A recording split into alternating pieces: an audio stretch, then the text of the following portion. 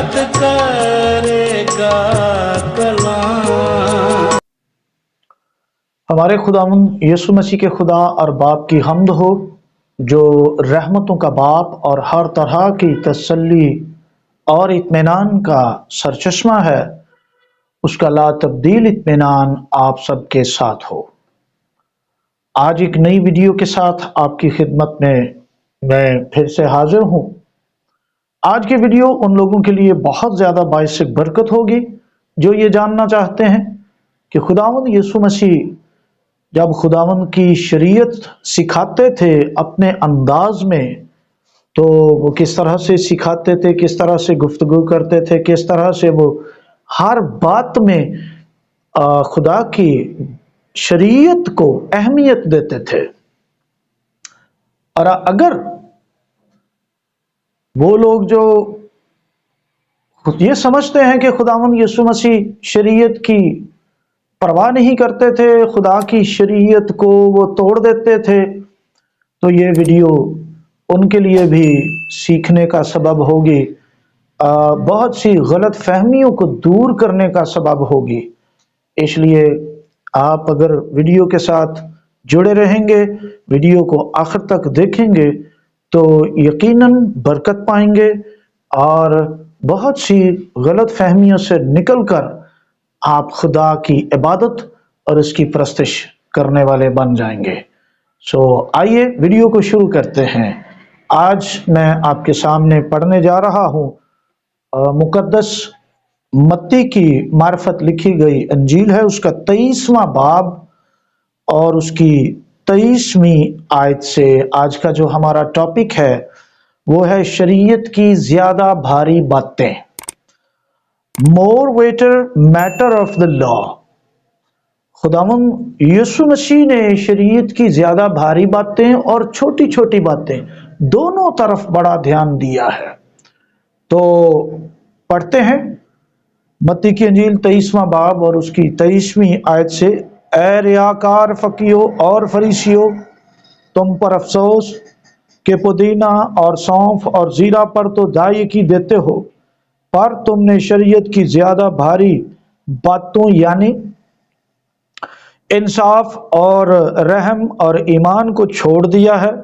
लाजिम था कि ये भी करते और वो भी ना छोड़ते। खुदावंद यीशु मसीह और फकीयों और फरीसियों में क्या फर्क है?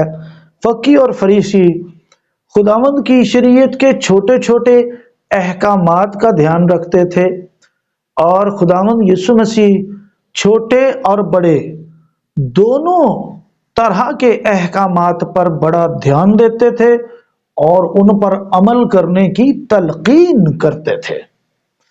मिसाल के तौर पर यहाँ खुदावंद ने जो भारी बातें हैं उनमें रहम, ईमान और इंसाफ को ठहराया है। रहम जो है, जिसको आप खुदा का फजल भी कह सकते हैं, खुदा का तरस, उसकी मेहरबानी, ये भी खुदा की शरीयत की तालीम है। ईमान भी खुदा की शरीयत की तालीम है और इंसाफ करना भी खुदा की शरीयत की तालीम है। और खुदावंद यीशु मसीह ने इन तमाम बातों पर, जो कि बड़ी बातें हैं, शरीयत की बड़ी तालीम है, इसको शरीयत की बड़ी तालीम ठहराया है।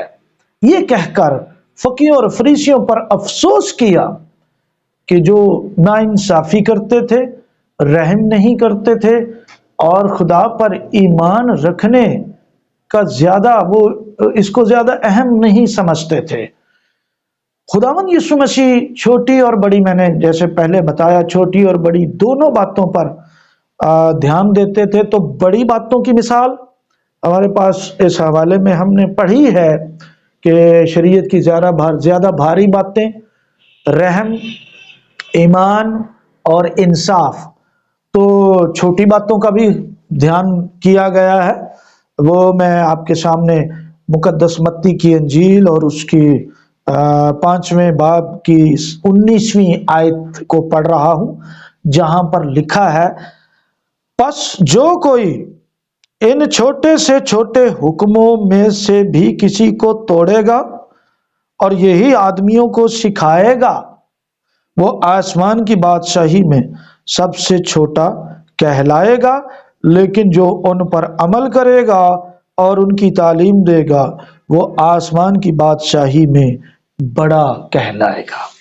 तो गौरतलब बात यह है कि छोटे से छोटे हुक्मों पर भी, खुदावंद की शरीयत के छोटे से छोटे हुक्मों पर भी खुदावंद यीशु मसीह अमल करने की तालीम देते हैं, और बड़ी से बड़ी बातें जो हैं, भारी बातें जो हैं, रहम, इंसाफ और ईमान, ये शरीयत की बड़ी तालीम है। इस पर भी वो ध्यान देते हुए फकीयों और फरीसियों के साथ उनकी सोच को रद्द करते हुए, उनकी मज़ाहमत करते हुए, उन पर तनकीद करते हुए, उन पर अफसोस करते हुए खुदा की शरीयत को अहमियत देते हैं, खुदा की शरीयत पर अमल करने की तलकीन करते हैं। तो आज हम बारी बारी इन तीनों बातों पर, जो कि शरीयत की बड़ी और भारी बातें हैं, रहम, ईमान और इंसाफ, ये खुदावंद यीशु मसीह ने फरमाया ये शरीयत की तालीम है। बाज लोग जब ईमान की बात करते हैं तो वो कहते हैं कि जी हम तो ईमान पर चलते हैं, इसलिए हमें खुदा की शरीयत पर अमल करने की कतई कोई जरूरत ही नहीं है, और बड़े वो कॉन्फिडेंस के साथ, बड़े ईमान के साथ ईमान का ढंडोरा पीटते हैं कि हम ईमान से रास्तबाज ठहरते हैं। तो पौलुस रसूल फरमाते हैं कि क्या हम ईमान से शरीयत को बातिल करते हैं? नहीं, बल्कि ईमान से शरीयत को कायम रखते हैं। जहां ईमान नहीं होता वहां खुदा की शरीयत की जो है वो नाफरमानी आ जाती है। इसलिए तौरात में ईमान पर बहुत ज्यादा जोर दिया गया, और अगर आप इब्रानियों 11वां बाब पढ़कर देख लें, जो कि ईमानदारों के बारे में है, जो ईमान के बड़े बड़े सूरमे हैं, जिनके बारे में इब्रानियों 11वें बाब में लिखा हुआ है कि ईमान ही से हाबल ने काइन से अफजल कुर्बानी, फिर इस तरह से ये सिलसिला चलते चलते पूरी बाइबल में से जितने ईमानदार हैं उनका जिक्र इब्रानियों का मुसन्निफ करता है। याद रखें, ये वो लोग हैं जो ईमानदार थे, ईमान से चलते थे। और क्यों इनको ईमानदार कहा गया है? क्योंकि ये खुदा की तौरा पर, खुदा की शरीयत पर अमल करने वाले लोग थे, खुदा की शरीयत को मानने वाले लोग थे, इसलिए इनको ईमानदार, इब्रानियों का मुसन्निफ इनको ईमानदार कहता है। खुदावंद यीशु मसीह ने ईमान, रहम और इंसाफ को शरीयत की तालीम ऐसे ही नहीं कह दिया। खुदावंद यीशु मसीह खुदा की शरीयत को जानते थे, पढ़ते थे, सिखाते थे, वो बहुत बड़े रब्बी थे। तो मैं ईमान की तालीम, शरीयत की तालीम और इंसाफ की तालीम अब तोरा और तनाख में से आपके सामने रखूंगा, जिसकी वजह से मैं भी ये दावा कर रहा हूं, क्योंकि मुझसे पहले मेरे मुनज्जी, मेरे आका खुदावंद यीशु मसीह ने यह दावा किया है कि रहम, इंसाफ और जो कि खुदावंद के कलाम की तालीम है, शरीयत की तालीम है, भारी बातें हैं। रहम करना, ईमान रखना खुदा पर और इंसाफ करना। तो सबसे पहले मैं हवाला आपके सामने जो रखूंगा, गिनती की किताब उसके 14वें बाब की 11वीं आयत में लिखा है, और खुदावंद ने मूसा से कहा कि ये लोग कब तक मेरी तौहीन करते रहेंगे, और बावजूद उन सब मौजज़ों के जो मैंने इनके दरमियान किए हैं, कब तक मुझ पर ईमान नहीं लाएंगे। गौर कीजिएगा, तौरात में ईमान लाने को अहम जाना है खुदा ने, और वो लोग जो खुदा पर ईमान नहीं लाते थे, जनाब मूसा को खुदा ने फरमाया कब तक ये मेरी तौहीन करते रहेंगे। तो खुदा तो शुरू से ही ईमान को पसंद करता है, क्योंकि बगैर ईमान के उसे पसंद आना नामुमकिन है। और ईमान की तालीम तौरात की तालीम है, ये यीशु मसीह ने फरमाया है। इसलिए कोई माने या ना माने, वो खुदा के कलाम का मुनकर है। जो मानता है वो फर्माबरदार है, जो नहीं मानता वो मुनकर है। सो ईमान की तालीम तौरात में खुदा ने बनी इस्राएल कौम को भी दी, और जब जब वो बेईमान बनते थे उससे खुदा की तौहीन होती थी। जब हम खुदा पर भरोसा नहीं करते, खुदा पर ईमान नहीं रखते, तो इससे बारी ताला की तौहीन होती है। ये बात खुदावंद यीशु मसीह ने इसलिए बड़े अफसोस के साथ फकीहों और फरीसियों के साथ की कि तुम पर अफसोस कि तुमने पुदीने पर दाई की दी, जीरे पर दाई की दी, और लेकिन शरीयत की ज्यादा भारी बातें यानी रहम, ईमान और इंसाफ को छोड़ दिया। लाजिम था। लाजिम क्या है? ये भी करते, यानी दाई की भी देते और खुदा पर ईमान भी रखते। लाजिम था कि छोटी बातों पर भी अमल करो और बड़ी बातों पर भी अमल करो, जैसा कि मुकद्दस मत्ती 5:19 में हमने पढ़ा है पहले कि जो छोटी से छोटी बातों पर भी अमल करेगा उसका अजर यह है कि वो आसमान की बादशाही में बड़ा कहलाएगा। दूसरी बात, रहम। खुरूज की किताब रहम और फजल, खुरूज की किताब 34वां बाब 6ठी आयत, क्योंकि रहम और फजल की तालीम भी ये तौरात की तालीम है, तनाख की तालीम है, और ये दावा यीशु ने किया है। यीशु ने ये फरमाया है कि शरीयत की ज्यादा भारी बातें, यानी जो ज्यादा बड़े मैटर हैं शरीयत के, वो भी मानने हैं। क्या लिखा है 34:6 में? और खुदावंद उसके आगे से ये पुकारता हुआ गुजरा, खुदावंद खुदावंद खुदाए रहीम, यानी रहम करने वाला और मेहरबान, कहर करने में धीमा और शफकत और वफा में गनी।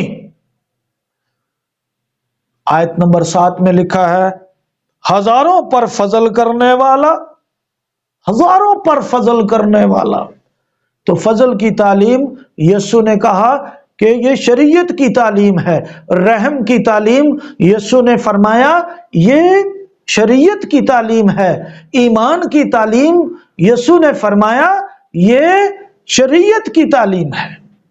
इस तरह से खुदावंद यीशु मसीह अपने अंदाज में शरीयत की ही तालीम देते थे। इसलिए वो लोग जो आज ये समझते हैं कि खुदावंद यीशु मसीह शरीयत को तोड़ने वाले थे, वो कोई नई शरीयत लेकर आ गए, खुदा के लिए इन तमाम सोचों को छोड़कर फर्मा बरदार बने। हमारे खुदावंद यीशु मसीह ने खुदा बाप की मर्जी को पूरा किया, और खुदा बाप की क्या मर्जी है वो सारी की सारी तोरा और तनाख में लिखी हुई है। वो खुदा बाप की मर्जी को पूरा करने वाले थे, तोड़ने वाले नहीं थे, क्योंकि शरीयत को तोड़ने से इंसान गुनहगार हो जाता है, लेकिन यीशु बेगुनाह था, बेऐब था। तो फजल की तालीम, रहम की तालीम, ये पहले से तौरात में मौजूद है। खुदा शुरू से ईमान की तालीम देता रहा। इसीलिए तो खुदा अब्राहम को راست باز ٹھہراتا ہے۔